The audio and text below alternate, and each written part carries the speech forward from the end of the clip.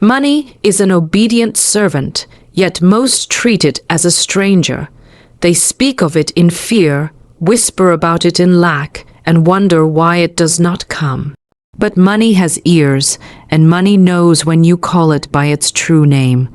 When you call with love, confidence, and gratitude, it comes swiftly and in abundance. The universe is a realm of vibrations, and every word you speak sets waves in motion. When you speak of shortage, you summon absence. When you speak of wealth, you invite riches to your door. Words are living forces, they are messengers carrying your command. And the command you give is the law of your life. Many pray for wealth while speaking of poverty. Many seek abundance while imagining lack. Such double-mindedness scatters the call, and money cannot find its way. To call money rightly is to see it as already yours, to claim it without hesitation, and to name it with joy. Say, money comes to me easily and in perfect ways. Repeat it until it becomes the truth of your being. Never speak of money with fear. Fear binds, faith releases. Speak as a master, not as a beggar. Speak with assurance, for what you call by name will answer. When you see money as your servant, it will rush to obey. When you see it as power outside yourself, it will flee.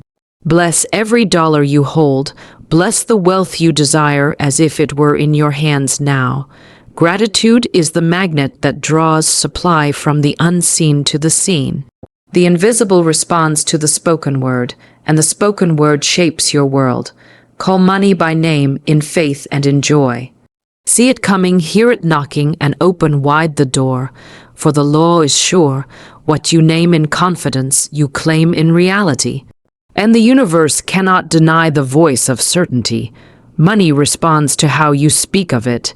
Every word you utter is a command, a decree sent out into the invisible, and the invisible always obeys. If you speak of money as scarce, you plant seeds of lack in the soil of your own mind.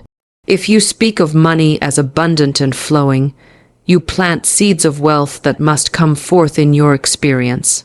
People wonder why they live in constant shortage, yet their lips are forever uttering words of fear and complaint. They speak of bills they cannot pay, debts they cannot settle, and prices that are too high. These words create images in the subconscious, and those images become their reality.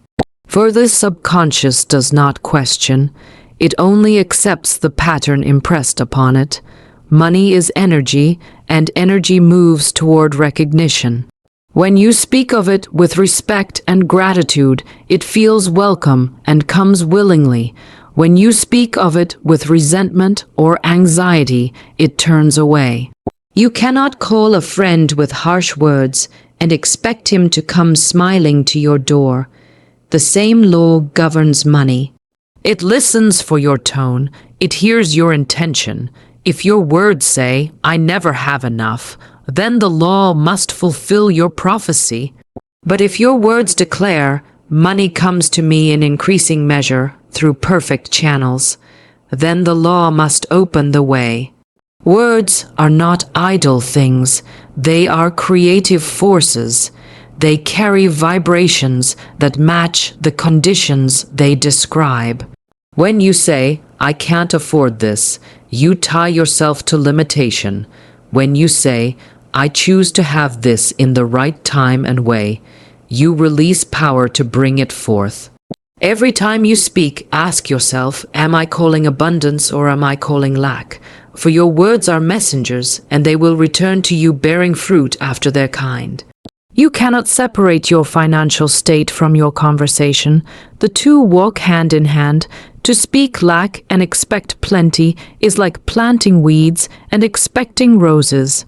The harvest will always match the seed. Therefore, guard your tongue as you would guard a treasure, for it holds the keys to your wealth. Speak of money as your obedient servant, not your tyrant. Speak of it as flowing, increasing, and circulating for your good. When you bless it, you multiply it. When you curse it, you scatter it. Even in moments of apparent shortage, refuse to voice fear. Fearful words only deepen the appearance. Instead, affirm calmly, I am supplied, and money comes in perfect order. These words build a vibration of faith, and faith draws to you that which you name. Many people delay their good by waiting to see evidence before they speak positively. But the law works in reverse. You speak first, and the evidence appears. The spoken word is the seed, the manifestation is the harvest. So speak of money with love and confidence. Call it forth as a friend, not as a stranger. Praise every small amount as the beginning of greater. Let your words be rich, and your life will reflect the richness you speak. For money responds unfailingly to the voice that calls it in faith and gratitude. Words are vibrational forces, and every syllable you utter sets energy in motion. Each word carries a tone, a frequency that moves out into the unseen and returns with its equivalent. You may think words are harmless, but they are among the most powerful tools you possess. They shape your experiences, they color your circumstances, and they mold your future. When you speak, you are creating. Every phrase is a brushstroke on the canvas of your life. The vibrations of your words go forth, attracting like vibrations, and sooner or later, the picture you have painted becomes visible. The universe is alive with sound, and sound is vibration. From the softest whisper to the loudest declaration, everything vibrates, and vibration is law. What you speak, you set in motion. Words of faith produce vibrations of strength and certainty. Words of fear produce vibrations of weakness and chaos. You cannot speak lack without setting up a vibration that attracts more lack. You cannot speak abundance without setting up a vibration that calls forth abundance. There is no idle word, for every word is a seed charged with life. It falls into the soil of the subconscious and grows after its kind. Many speak carelessly, thinking their words vanish into thin air, but nothing spoken is ever lost. Words cling to you, they follow you, and they build around you the conditions of your life. Speak failure, and you will find doors closing. Speak success, and doors will open where none seem to exist. Speak health, and your body will respond with vitality. Speak sickness, and you invite weakness to your frame. The law of vibration never sleeps. It never tires. It acts upon your words as faithfully as the earth brings forth from the seed. This is why you must choose words as you would choose precious jewels. Do not scatter negative phrases as if they hold no power, for they return multiplied. Say only what you desire to see made manifest. If you want wealth, speak of wealth. If you want harmony, speak harmony. The voice of complaint sets up a discordant vibration, and discord draws more discord. The voice of praise sets up a harmonious vibration, and harmony brings increase. Every time you speak, you are calling to something. Ask yourself, what am I inviting with these words? For the invitation will always be accepted. Words spoken in faith rise higher in vibration and reach the unseen with irresistible force. They go like arrows to their mark and return laden with the thing decreed. Words spoken in doubt falter and fall to the ground. This is why affirmation, spoken with confidence and conviction, carries creative power. It is not enough to think, you must speak. For the spoken word is the vibration that penetrates substance and shapes it into form. So let your words be living forces for good. Speak richly, speak joyfully, speak with unwavering trust. For as you send forth these vibrations, the universe rearranges itself to answer. The vibration you give is the vibration you receive, and the words you speak today are building the conditions of tomorrow. Therefore, speak as if every word were a command to the infinite, because it is. Double-mindedness blocks supply because it divides the force of your faith. The law of creation demands certainty. It demands that you stand unwavering in the truth of what you desire, for hesitation scatters energy and produces delay. When you affirm abundance with your lips but hold thoughts of lack in your heart, you create a conflict of vibration. One moment you call wealth, the next you drive it away. One moment you claim success, the next you doubt its coming. This wavering creates a fog, and through fog nothing clear can pass. The unseen responds to a single note, not to a discord of tones. It answers the steady voice of faith, not the trembling cry of fear. When you say, "I know my supply is here," and then question, "But what if it does not come?" you have broken the circuit. The flow begins when you declare and believe, but the moment you turn to doubt, the current is interrupted. Just as electricity cannot move through a broken wire, supply cannot move through a broken faith. Many live in this state of divided mind. They pray for wealth and then speak of poverty. They visualize abundance and then imagine disaster.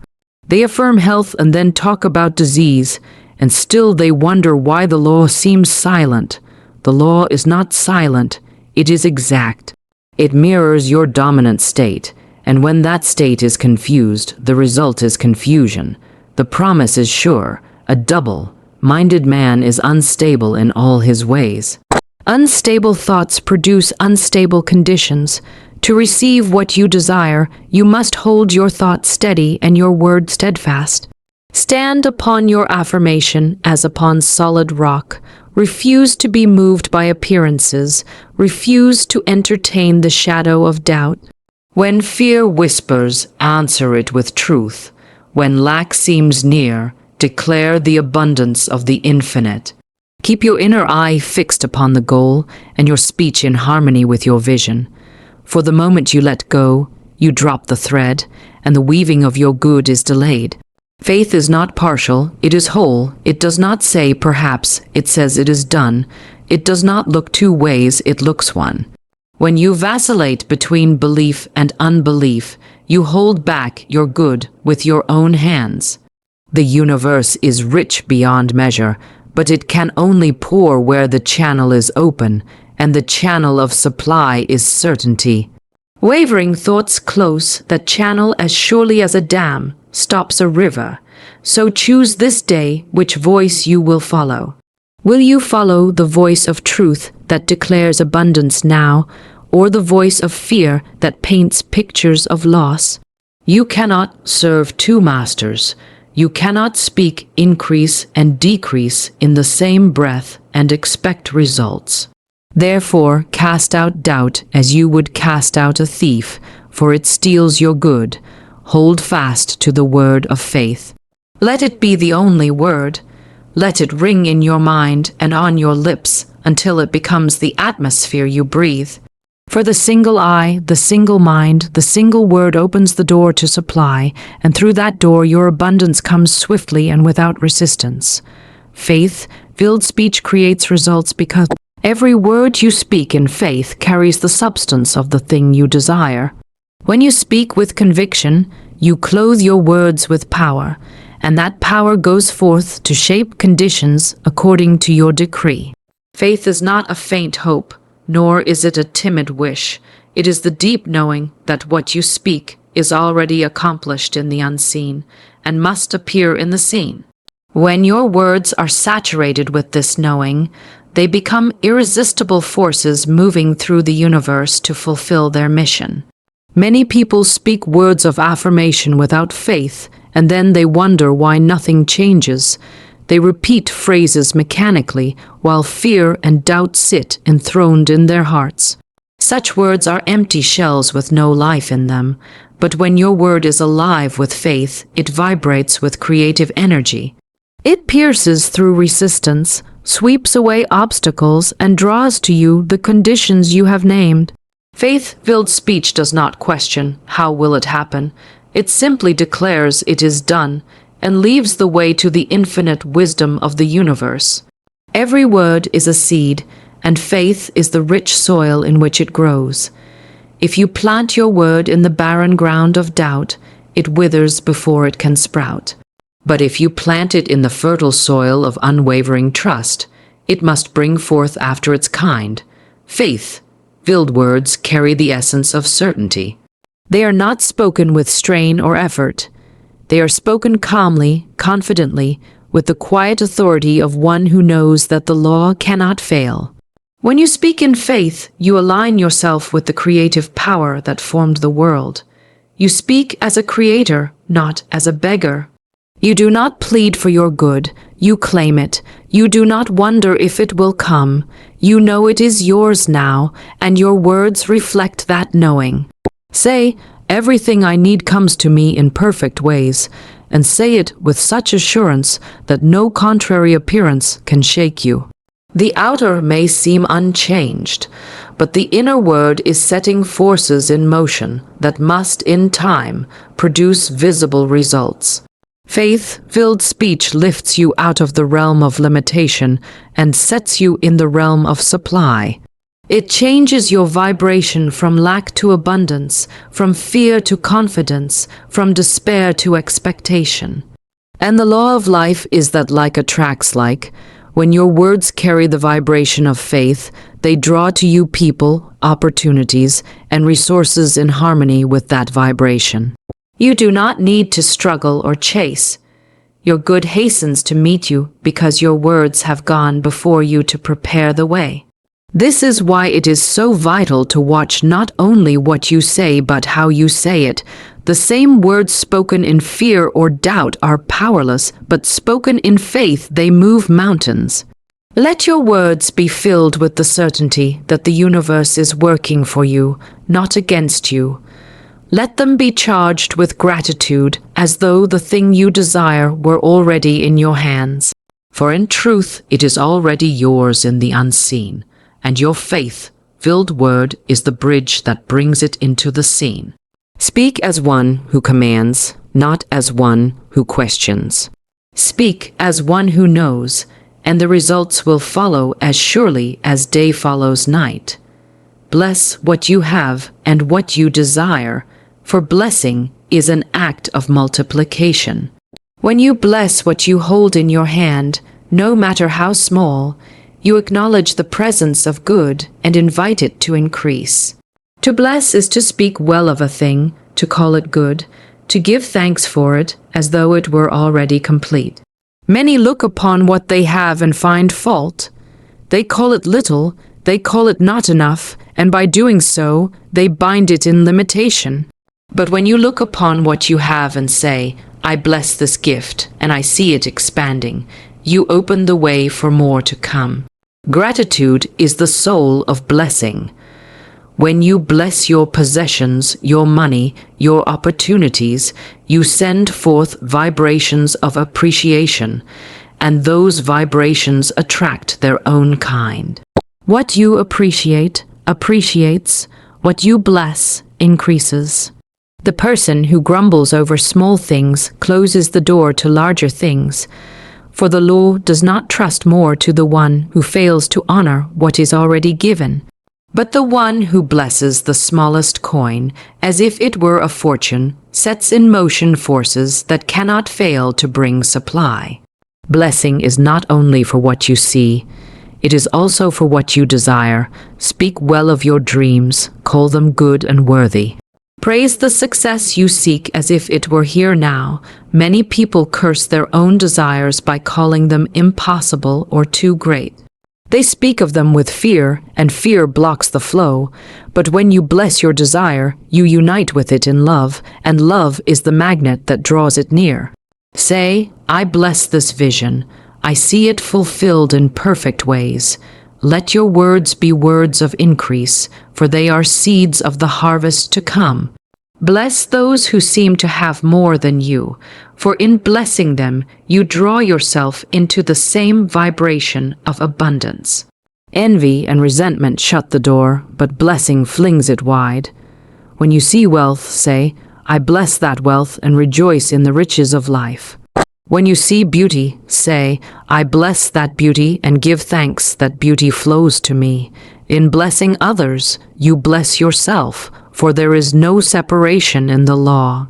Whatever good you recognize in another, you call forth in your own experience. Blessing transforms your attitude from want to fulfillment. It lifts you out of the sense of lack into the consciousness of plenty, and the consciousness of plenty is the channel through which plenty comes. Begin each day by blessing what you have: your home, your health, your talents, your opportunities, your money. Say, I bless my life in every detail, and I give thanks for overflowing good. Do not stop with the seen. Bless the unseen supply that is now flowing to you. Bless the doors opening, the ideas forming, the wealth manifesting. Speak to them as friends on their way, and they will hasten to arrive. When you bless, you align yourself with the creative power of good. You become a giver of life, not a withholder. And life responds to you in the same measure. For every blessing you send forth returns to you multiplied, pressed down and running over.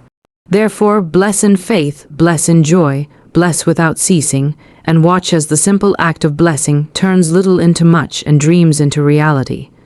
The law of naming is the law of claiming, for nothing truly belongs to you until you call it by name, and take possession of it in mind and word. All things exist in the unseen before they appear in the seen, waiting for the one who will recognize them and speak them into expression.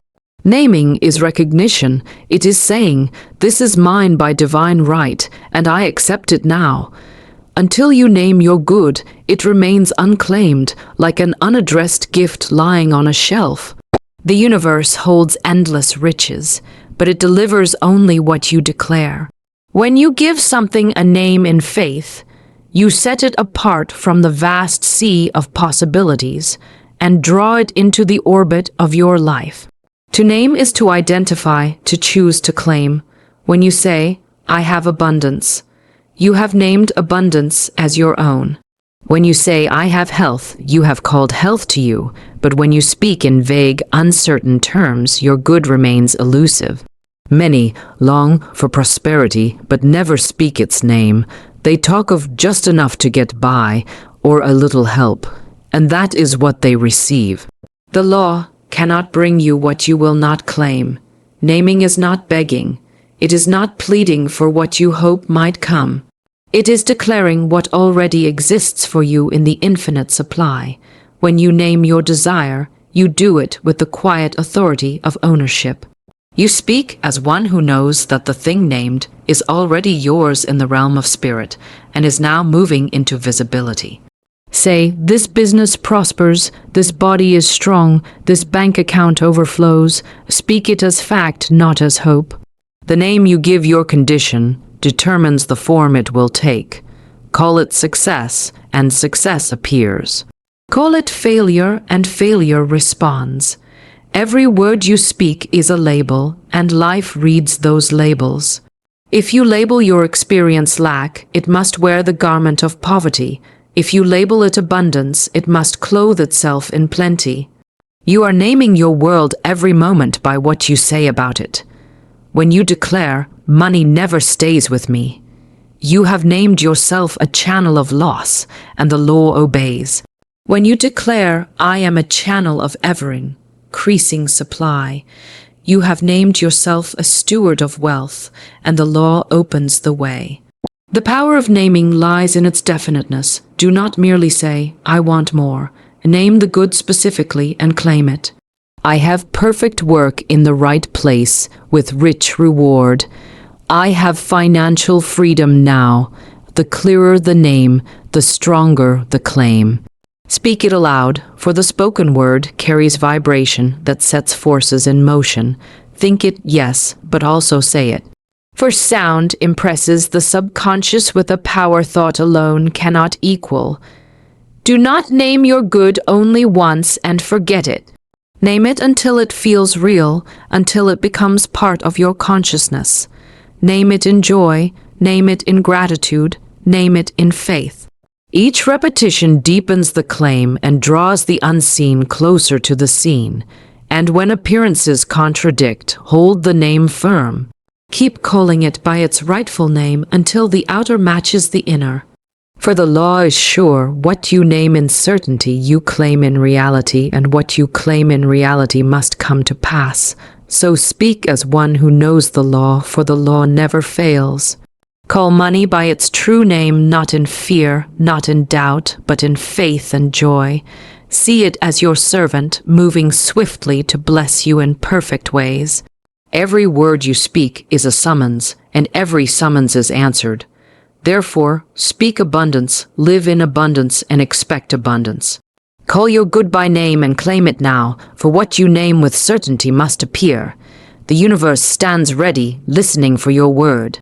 Give the command and watch the supply rush in, pressed down, shaken together, and running over.